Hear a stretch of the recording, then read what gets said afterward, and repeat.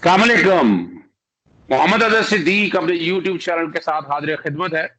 कई सवाल थे आप लोगों की तरफ से और ख़ास तौर पर मौजूदा जो कोविड पैंडेमिक है और इसकी तीसरी वेव की जो शिद्दत है और उससे बचा कैसे जा सकता है। यानी सिर्फ़ एक तो देखें ना, एक तो प्री वैक्सीन है, एक पोस्ट वैक्सीन इश्यू है। क्योर अभी आया नहीं, लेकिन कुछ चीज़ें मौजूद हैं ऐसा कि उससे आप क्योर कर सकते हैं चीज़ों को। और इसमें जिस शख्सियत का मैंने इंतखाब किया, ताहिर महमूद साहब, साइंटिस्ट हैं, पाकिस्तानी हैं, स्टेट्समैन है, पाकिस्तान से प्यार है। पाकिस्तान आए थे कि यहाँ वो रेड टेपिज्म का शिकार हो गए, ब्यूरोक्रेटिक लोगों ने अपना स्टाइल था, हर कोई कारोबार बनाने के चक्कर में लगा हुआ था, लेकिन ताहिर साहब का कारोबार बनाने से कोई ताल्लुक नहीं है। मैं तो वो चूँकि राब्ते में रहते हैं, वो अब स्पुतनिक के वैक्सीन के हवाले से जो कारोबार चल रहे थे, जो पैसे बना रहे थे, बड़ी परेशानी थी। खत इन्होंने भी लिखा, कहाँ से लिखा वो बाद में पूछेंगे इनसे, फिर हमने भी इस मामले को उठाया। ताहिर साहब, बहुत शुक्रिया आपकी तशरीफ आवरी का। सबसे पहला सवाल जो मैं आपके सामने रखने लगा हूँ कि ये जो एक तो बहुत ज्यादा जो वेव, थर्ड वेव आई है, जो जो फिगर्स आ रही हैं, जो सुन रहे हैं, फिर बच्चों का सुन रहे हैं, कोशिश करेंगे हमने 20 मिनट के अंदर अंदर नाज़रीन को पहले बता दें, क्योंकि ये टेक्निकल गुफ्तगू है, इसलिए आम वीलॉग 10-12 मिनट से हट के 20 मिनट तक जाएगा। तो ये क्या वजह है कि ये क्या फिगर्स आ रही हैं, ठीक हैं, ये टेस्ट ठीक हो रहे हैं, और क्या जो पाकिस्तान में जो कहा जा रहा था कि पहले बचा हुआ था, तो अब क्या हो गया ऐसा? जी बिस्मिल्लाहिर्रहमानिर्रहीम। और आपको भी सलाम और आपके तमाम व्यूअर्स को भी सलाम, और इस दुआ के साथ कि अल्लाह सब बहन भाइयों को महफूज रखे। अर्ज़ ये है कि थर्ड वेव तो आ गई है और इसमें सिर्फ पाकिस्तान नहीं, काफ़ी मुल्कों का ग्राफ जो है डेली इन्फेक्शन का और रेटिंग का वो बढ़ रहा है एवरी डे। तो पाकिस्तान में चूँकि लोग टेस्टिंग की तरफ नहीं जा रहे, उसकी भी वजूहत हैं।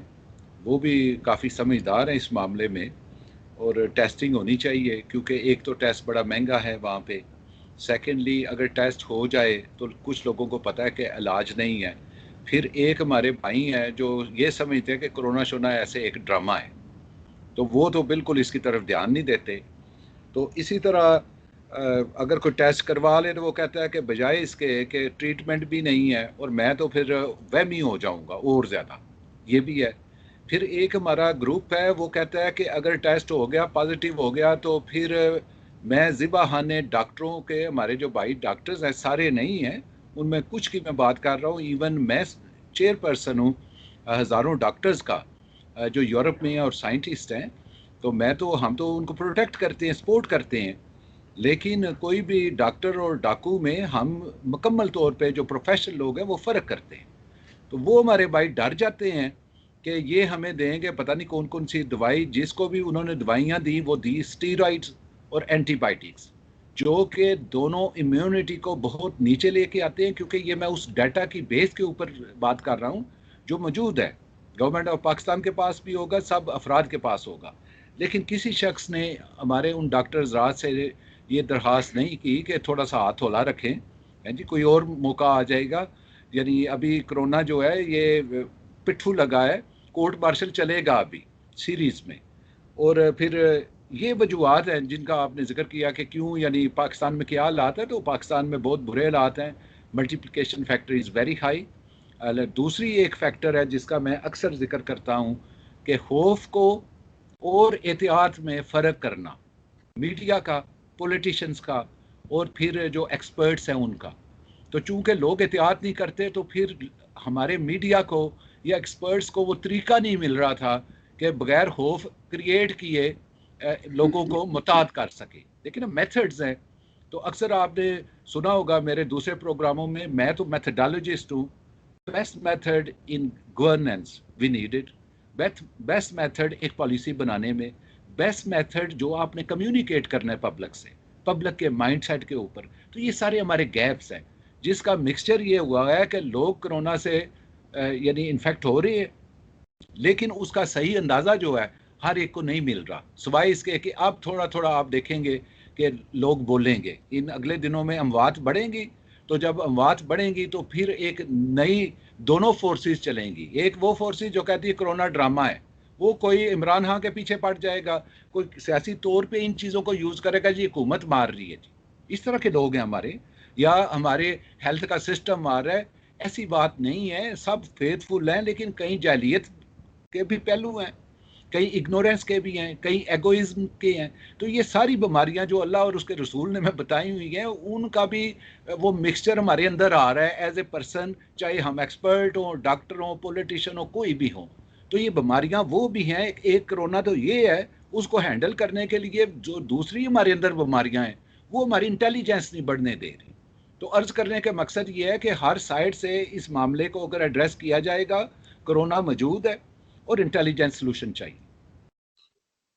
अच्छा ताहिर साहब, आपने बड़ा अच्छा किया, बड़ा प्रिसाइज कर दिया आपने चीज़ों को बड़ा क्लैरिटी के साथ। मैं जब शुरू में आपसे जब पिछले साल जब आप तशरीफ़ लाए थे, तो यहाँ बहुत सी चीज़ों पे और आप पूरी कोशिश और काविश की आपने, मुहिब वतन होने के नाते दिली तौर पर आप 2 चीज़ों पे बिलीव करते थे। एक तो इम्यूनिटी बूस्टर को आप सबसे ज़्यादा कहते थे, खौफ का एलिमेंट नहीं होना चाहिए। खौफ का एलिमेंट होगा तो आपकी इम्यून सिस्टम बड़ा बुरी तरह से मुतासर होगा। अच्छा, साथ आप ये भी कहते थे कि इम्यूनिटी बूस्टर करने के लिए एक लफ्ज़ आप यूज़ करते थे, अल्कलाइन आइटम्स। अच्छा, ये मुझे तो समझ आ गई है अल्कलाइन आइटम्स कौन-सी है और किस तरह होना है, बॉडी के अंदर अल्कलाइन का होना बड़ा लाज़मी है। ये हमारे डॉक्टर्स इस चीज़ को ज़रा साइंटिफिकली क्यों नहीं मान रहे कि ये अल्कलाइन का आखिर क्या रिलेशन है इम्यूनिटी के साथ? और अल्कलाइन आपको किन-किन आइटम्स के साथ मिलेगा? कौन-सी खुराकों से अल्कलाइन का इज़ाफ़ा होगा? जी, पहली चीज़ ये है कि जो हमारी डॉक्टर कम्युनिटी है, उसका जो ट्रेंड है, वो मॉडर्न मेडिसिन की बेस के ऊपर है। उसमें वो चीज़ें जो लैब के पैरामीटर्स में मुकम्मल आइडेंटिफाई हों, टेस्टेड हों, फेजेस में उनके टेस्टिस हों, तो फिर वो एक थ्योरी की से एक प्रैक्टिकल मेडिकल लॉ की तरफ उसको लेके जाते हैं कि these are the rules, medicine देनी है तो ऐसे देनी है, मेडिसिन बननी है तो ऐसे बननी है, all these are the regulation under which the उनका पूरा एक प्रोफेशनल और एकेडमिक सेटअप चलता है। उससे डॉक्टर हज़रात का एक ट्रेंड बन जाता है कि they are not coming out of that side. दूसरी साइड के ऊपर जब अल्कलाइन का बात करते हैं, तो वो भी अंडरस्टैंड करते हैं कि बॉडी में ये पीएच लेवल होता है जिसमें बॉडी रेगुलेटेड रहती है। अगर पीएच का फ़र्क हो तो उसे बॉडी की सिचुएशन कहते हैं, तो बॉडी इरेगुलेट हो जाती है। लोगों के हाजमे के पीछे जो प्रॉब्लम्स हैं, लोगों के मिजाज के अंदर जो प्रॉब्लम्स आ जाती हैं, लोगों के जो ब्लड प्रेशर डेवलप, इनके साथ बॉडी के पीएच लेवल का और अल्कलाइन होने का या ना होने का बहुत ज़्यादा ताल्लुक है। इसी तरह जब हम देखते हैं कि कोई भी आपके अंदर एक माइक्रोब आया है, ख़ास तौर पे वायरस, बैक्टीरियाज वगैरह, तो जिन किन लोगों की इम्यूनिटी काम करती है, जिनका पीएच लेवल राइट होता है। अब ये तो है एक बेसिक रेगुलेशन जो बॉडी की है, उसके लिए राइट पीएच लेवल्स चाहिए। दूसरी साइड आ गई आपकी कॉग्निटिव। कॉग्निटिव में अगर आपके अंदर खौफो रास है, तो फिर भी आप कुछ ऐसे हार्मोन्स छोड़ते हैं जो जहरीले हैं, वो इम्यूनिटी को डेवलप ही नहीं होने देते। इसका मतलब ये है कि उस वक्त अगर इम्यूनिटी डेवलप होनी थी एक राइट पीएच में, तो अब वो नहीं हो रही। बॉडी फिर इरेगुलेट और सिचुएशन बॉडी की डिफरेंट हो चुकी है। तीसरी चीज़ जो पीएच के ऊपर मैंने अर्ज़ किया कि इसका होना ज़रूरी कि क्यों है, इसकी अवेयरनेस होनी फूड के ऊपर क्यों ज़रूरी है।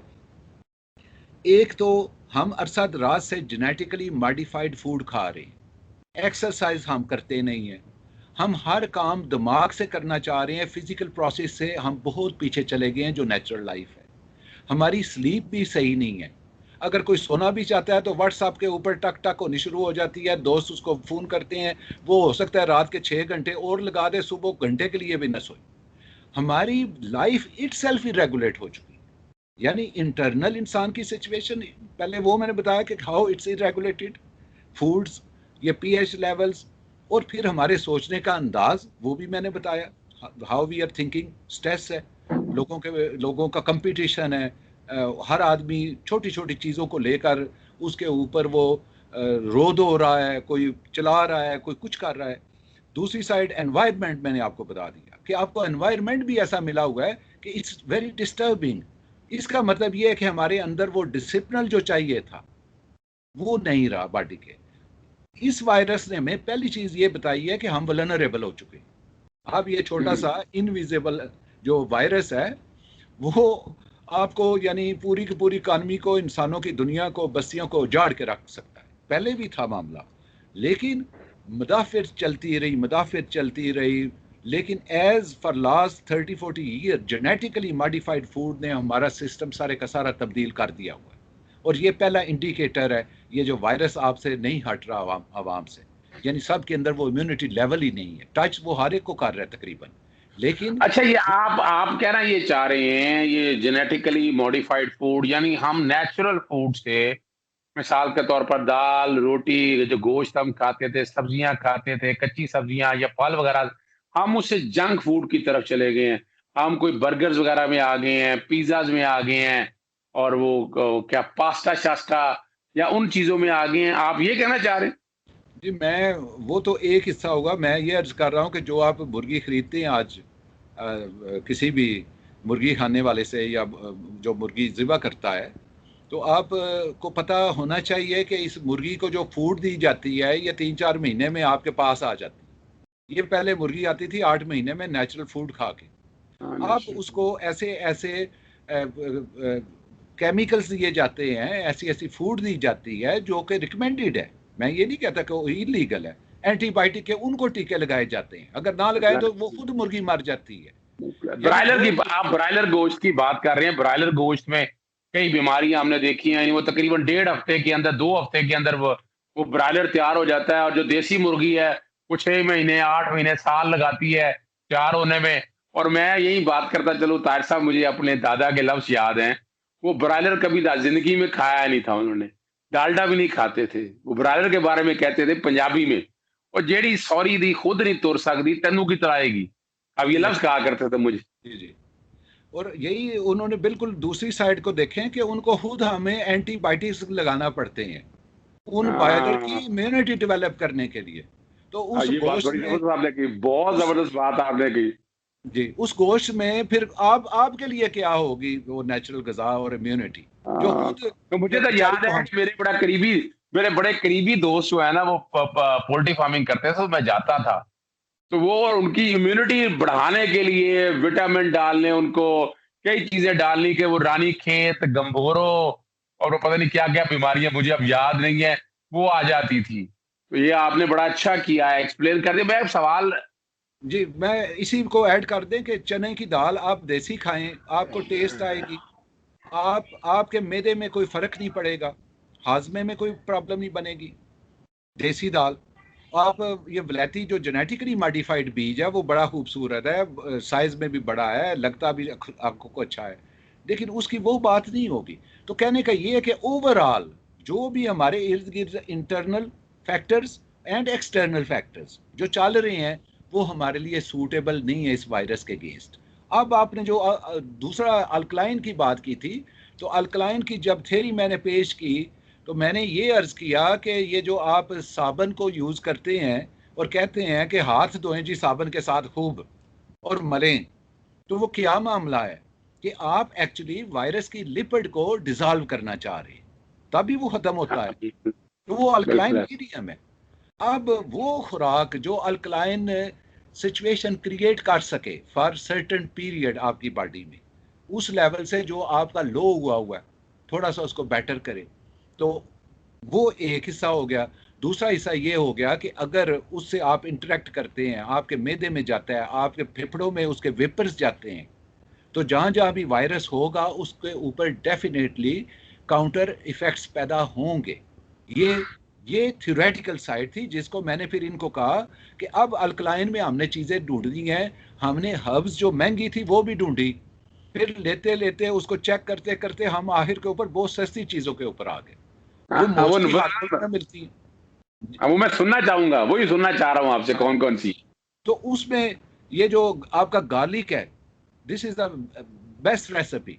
उसके साथ अच्छा। लेमन है, लेमन अल्कलाइन, ये गार्लिक अल्कलाइन, आपकी जिंजर अल्कलाइन, और अगर फिर मज़ीद आपको चाहिए तो सिट्रस जो होता है वो भी है।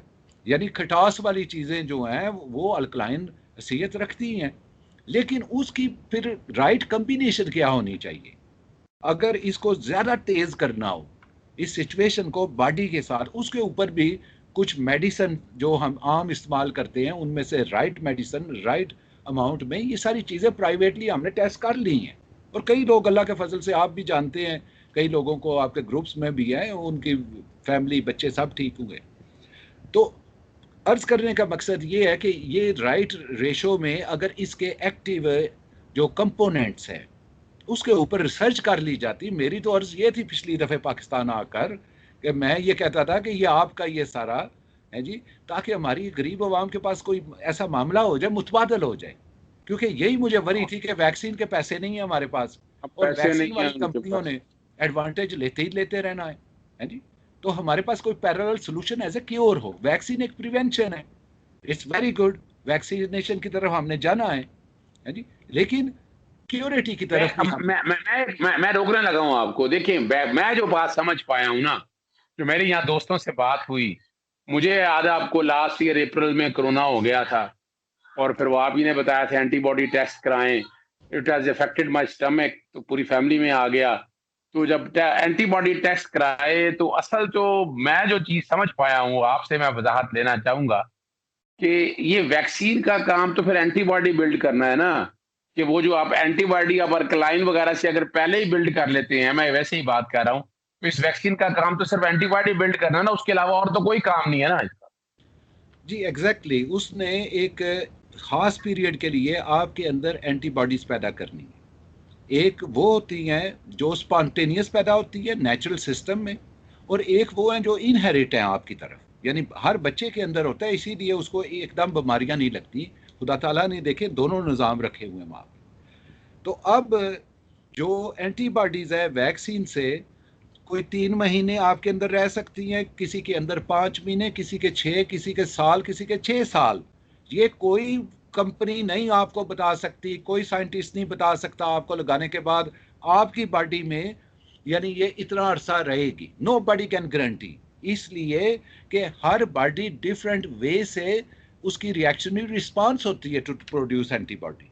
उसका जो फंक्शनल नेचर है, हर शख्स की जिस तरह हमारी शक्लें मुख्तलिफ हैं, हमारे दिमाग मुख्तलिफ है, सोचें मुख्तलिफ हैं, इसी तरह there is a huge diversity person to person. इसीलिए किसी को जब वैक्सीन लगाया तो उसको फिर पड़ गया कोरोना है जी, उसका अब एंटीबॉडीज का, या तो हमारे पास टेली माइक्रोस्कोप तो है नहीं कि देख रहे हैं अब पैदा हो रही है कि नहीं हो रही, वो तो फिर रेगुलर टेस्ट हो। तो हर आदमी की डाइवर्सिटी है।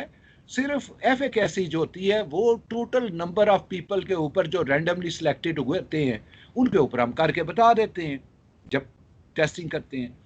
तो लेकिन अल्टीमेटली आप उन 30% में हो सकते हैं कि जिनके साथ वैक्सीन का भी कोई फायदा ना हो, इट्स पॉसिबल। आप उनमें भी हो थर्टी सकते परसेंट हैं कि जिनकी एंटीबॉडीज 6 महीने ही ना पैदा हो, दूसरी डोज भी लगा दे फिर भी ना हो, आप वो भी हो सकते हैं। तो एनी बॉडी यू नो, लेकिन साइंस जो है वो मेजॉरिटी के रूल के ऊपर चलती है कि अब यार 60% से ऊपर लोगों को फायदा हुआ है, एंटीबॉडीज बनी है, तो then we make the rule कि ये जरूर यूज करें। अच्छा, एक बात और बताइएगा आप, यानी यहाँ ये जो वायरस है, ये वायरस बेसिकली बलगम की शक्ल में आप कह दें, थूक के साथ जो आइटम्स आती हैं, रेशा वगैरह आप कह दें, तो ये वो डेवलप करता है। मैं एम आई राइट? जी, एक को हम कहते हैं म्यूकस और दूसरे को फ्लैम, रेशा और बलगम जो है। At the end of the day सिर्फ ये नहीं करता, और बहुत कुछ भी करता है। ये आपके अंदर एक एंग्जाइटी भी पैदा करता है, ये आपकी बॉडी को इरेगुलेट कर देता है, और इसके जो डेड उसकी फार्म है उसके क्लस्टर्स भी होते हैं, और वो आपके बलगम के अंदर वो बाहर निकलना शुरू हो जाते हैं जब आप रिकवरी की तरफ जाते हैं। तो बॉडी की मैकेनिज्म है, यानी जो आपका पहला जो सिलसिला शुरू होता है ज़ुकाम का, वो ये होता है कि ये जो पानी आता है वो इसलिए आ रहा होता है कि आपकी बॉडी के अंदर, ये नाक के अंदर अल्लाह ने एक सेंस रखी हुई है, जो ही वो वायरस या कोई चीज़ टच करती है तो बॉडी रिएक्ट करती है, और उस रिएक्शन में ये प्रोसेस शुरू हो जाता है to get the water out now. अब अच्छा, एक बात और बताइएगा, ये बुनियादी तौर पर तो इसका मतलब है कि ये सारा जो वायरस है, ये आपके नाक और साइनस वगैरह के वहां कहीं पड़ा रहता है, छुप जाता है जाके, जो हमें बताया गया है। वो ऐसी जगहों पर छुप जाता है, वो गर्म पानी वगैरह जो उससे नहीं आता, वो जो एक स्टीम के हवाले से, वो जो स्टीम के, यानी मैं इसको ये नहीं कि मैं चाहूंगा कि आरे को मैं इस लाइन पे तरफ ले जाऊं, लेकिन बुनियादी तौर पर वो स्टीम का जो और लोग लेते हैं या कहते हैं कि वो क्या है, क्या चीज, वो क्या इफेक्ट डालती है इस चीज को। जी वो भी अल्कलाइन इफेक्ट करती है, लोगों को ये पता नहीं है उसकी साइंस। और हर चीज़ जो आपके स्पाइसेस है, ये भी अल्कलाइन क्रिएशन क्रिएट करती है, और इनके अंदर ऐसे एंटीवायरल एक्टिविटी के कंपोनेंट है एक्टिव। उसकी वजह यह है कि ये जितने आप लेते हैं, स्टीम लेते हैं, तो उसमें क्या डालते हैं, कोई स्पाइसेस डाल रहा है, कोई लेमन निचोड़ रहा है, कोई कुछ कर रहा है, कोई कुछ कर रहा है, सो डिफरेंट पीपल। तो जितने प्लांट्स हैं इनके अंदर ये एक्टिव एंटी वायरल एक्टिविटी मौजूद है। जितने भी प्लांट्स हैं, प्लांट्स ने एक जंग की हुई है हिस्ट्री में, हमारे वजूद से पहले बिलियन ईयर्स। ये यही पहले थे जो वायरस के साथ लड़ते रहे हैं, और इन्होंने विन किया हुआ है। तो अल्लाह ने इनको 7 किस्म की मैकेनिज्म दी हुई है एक वायरस को तोड़ने की, जबकि इंसान के अंदर और जानवरों के अंदर उतनी नहीं, इट्स लिमिटेड। तो जब वो डालते हैं उसके अंदर कोई भी चीज़, जो प्लांट है उसने इफेक्ट करना ही करना है। हर प्लांट के अंदर एक एंटी वायरल एक्टिविटी के कंपोनेंट्स मौजूद हैं, और साइंसदानों ने वहां तक नहीं पहुंचे। ये कहते हैं इसमें है, इसमें नहीं है, इसमें थोड़ी ज़्यादा है, इसमें कम है, यहाँ तक रहते हैं। उसलिए अच्छा चूंकि अच्छा चूंकि वीलॉग जारी हमारी लंबी हो जाएगी बहुत ज्यादा, चूंकि हम नहीं चाहेंगे, हम चाहेंगे लोगों का इंटरेस्ट, हमारे नाज़रीन का इसमें इंटरेस्ट रहे। इसका दूसरा पार्ट जो है ना, वो हम फिर करेंगे, और कोशिश करेंगे, या अभी हम रिकॉर्ड कर लेते हैं नाज़रीन के लिए, वो हम दोबारा बताएंगे, ताकि वो दो हिस्सों में देख सकें।